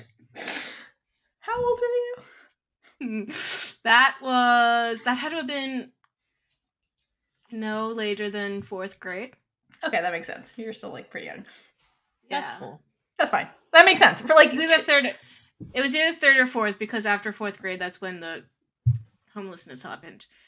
Like young kids actually sports are a mess. So that makes sense. You just want to like play with your friend. Yeah, and the rest of my sports career was just me wanting to hit people with the ball and sticks. So right. That did not work out. That did not work out for me. Clearly. I stuck to dance. Dance and musical theater gave me more confidence again. That's awesome. Mm-hmm. But ever since coming out, which was in 2017, 2018, I still consider myself a baby gay because I have no idea what the hell I'm doing. And oh my god. I mean, this doesn't really mean coming out, but like I'm really grateful for the pandemic because the pandemic led me to an online convention where I met a bunch of friends who were all gay. And I had no one around me who was gay because the one friend refused to tell me that she wasn't straight. And where is this girl? We'll come talk to her. Just give us her address. I think she's in New York now. We'll find her. Road trip. Anyway, so it was just being surrounded by all gay women was like the first experience for me, and I'm like, it was the first time I fully accepted myself because I'm like, all these women are gay. There's people who are married, have girlfriends, and I'm just like, I can finally see a future for myself. And then from there, I just kept meeting more, and now every single person I know besides Danielle is gay. Hey, Danielle. Friend podcast, we're Danielle. working on Danielle, though. Yeah, I know. Like, I was going to say we're working on it. yeah, she's basically bi by now. So, bye. Bye. Straightness. Actually, we have a song that we can sing later. Yeah, later. But yeah, and now I'm here with you guys, and my life just completely changed from actually having friends who are like me. And, that's so beautiful. but yeah, I'm a baby gay still because I don't know what I'm doing, and I've never had a girlfriend, and I have. That's totally not the story for right now, but I have had one woman kiss me. Bye, Caitlyn. We don't get the details. But it wasn't an actual kiss, and it was in Thailand. And I'm going to say this for like the very few people who might know what this is. It was at a ping pong show. Oh God, Caitlyn, why? It wasn't my idea. I know. I figured Thailand's wild. If you're from Thailand, well, no, you're a strong person. This was on the trip around the world, so yeah, I figured it was the first country I came out on social media, so everybody knew. Oh dear. And Thailand was 3/4 of the way into the trip of 2 months, a 2-month trip with all the same people of 27 strangers. We all met and became really close. There was no, they won't listen to this. There was also a girl on the trip who I like really liked. I hung out with her a lot. She was really cute. Oh yeah. Now she's married and has a kid. Yeah. Yep. Unfortunate. And there was so many times where we were drunk and I was just like, but I was like coherent. I'm like, I could just like kiss her now and blame it on the alcohol. So I did it. So I was like, I could never be like that. I know. I get courageous. that. But yeah, there was this guy who was the oldest one on the trip but had money. And he was like, I'm buying you a lap dance. I'm like, no, I'm good. Just no. He's like, no, I'm getting you one.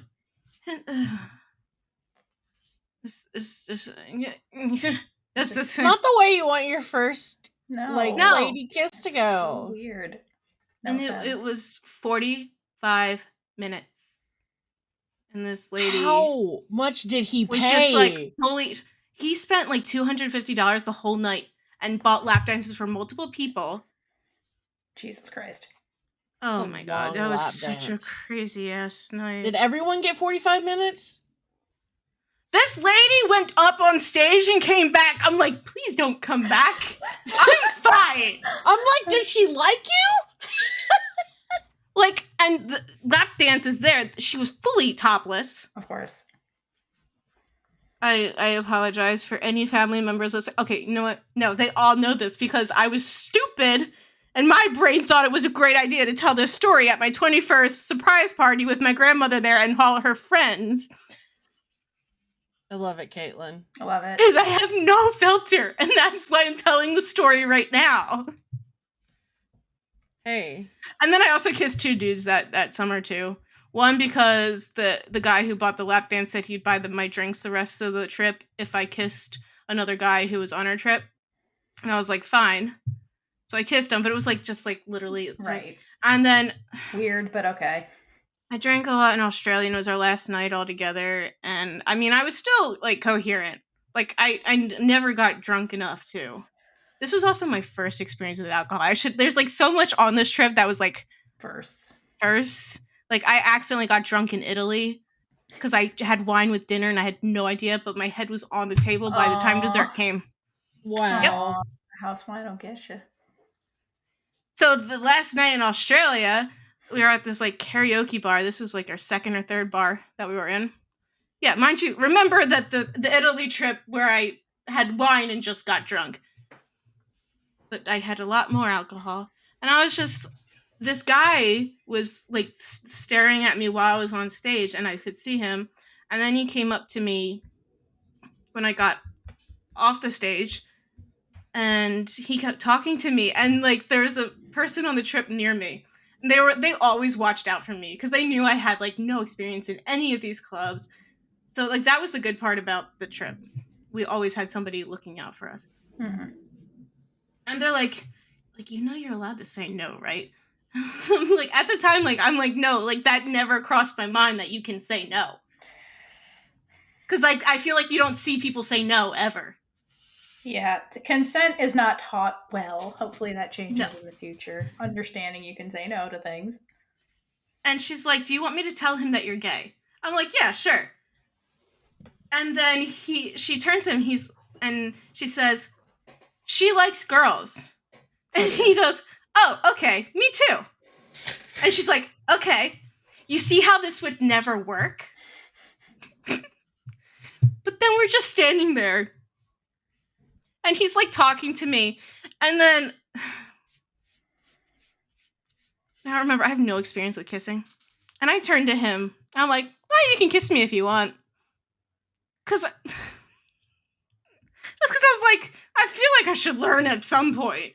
I feel like using this right? guy for practice. And right. Of course, the people on my trip were always like, well, how do you know you're gay? Have you ever been with a guy? Oh my god, question. I hate it. I'm like, no, I just know that you guys are all gross.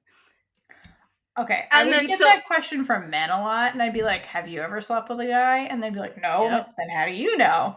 We just know. Exactly. Yes. Yeah, that's basically what a girl dude. So the girl I liked on the trip said that to me to like rebut that statement. That guy, the guy who bought the lap dance was actually dating her on the trip. Oh my god, that whole trip was this was a long trip. And I third wheeled that relationship for so long and did not realize this is how oblivious I am. Like I do not see when people are together. If someone's gay, I don't see it. So oblivious. Oh my god, this is going on way too long and it's not relevant, but it's just weird.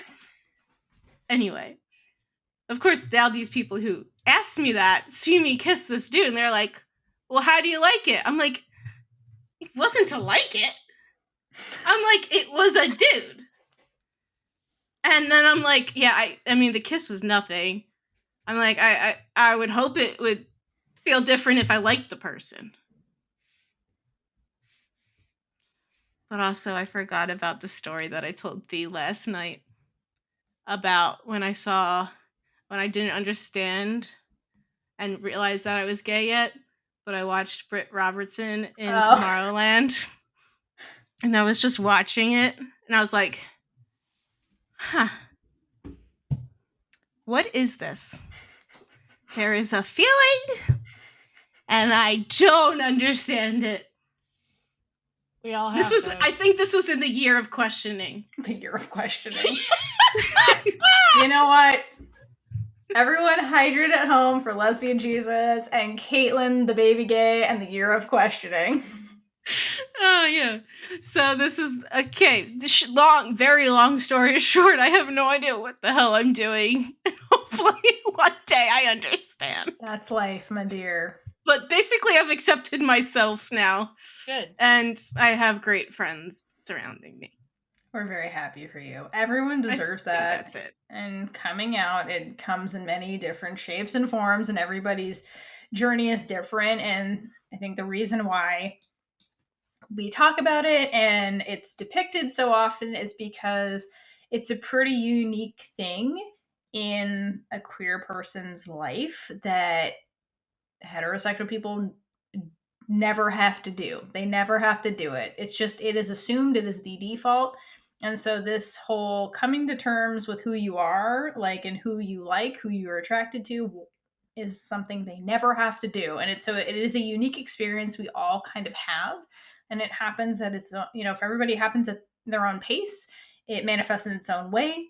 There's good parts, there's bad parts, and everybody has their own story. And so if you guys feel comfortable sharing your stories, like, with us, like, please do. We would love to hear it. If you're comfortable with that, like, join our Discord, we can talk about it. But we're curious, what happened? What was your journey like? Is there any media that, like, helped you if you're fortunate to have something like that? Like, we'll share it on social media. Maybe it'll help somebody else who has never seen it before.